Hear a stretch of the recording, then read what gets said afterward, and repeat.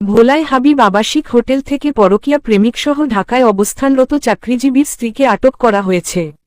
গত ২ জানুয়ারি শুক্রবার মধ্যরাতে ভোলা সদর মডেল থানাধীন পৌরসভা ৫ নং ওয়ার্ডস্থ মহাজনপট্টি সংলগ্ন হোটেল হাবিব আবাসিক হোটেলের তৃতীয় তলার ১১৭ নং কক্ষে থেকে তাদেরকে আটক করা হয়।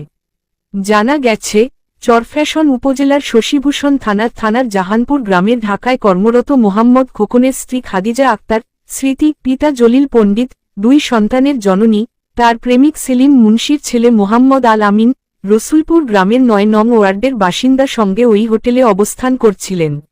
মোহাম্মদ খোকন অভিযোগ করে বলেন, আমি ঢাকা যাওয়ার পর আমার স্ত্রীর সাথে একাধিকবার যোগাযোগ করতে চাইলে যোগাযোগ করতে পারিনি। পরে যখন জানতে পারি সে ভোলায় পরীক্ষা দেওয়ার কথা বলে গিয়ে আর বাড়িতে ফিরে আসেনি, অথচ ওই সময় সরকারিভাবে সকল কিছু বন্ধ রয়েছে।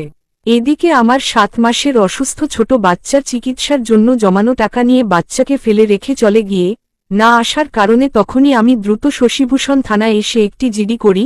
পরে শশীভূষণ থানার ওসি মোবাইল নাম্বার ট্র্যাক করে বলেছেন সে ভোলাতে রয়েছে।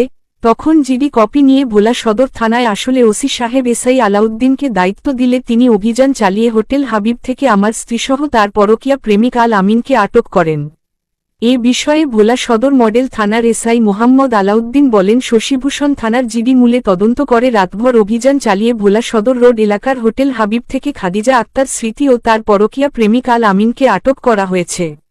আটককৃতদের শশীভূষণ থানায় পাঠানো হবে।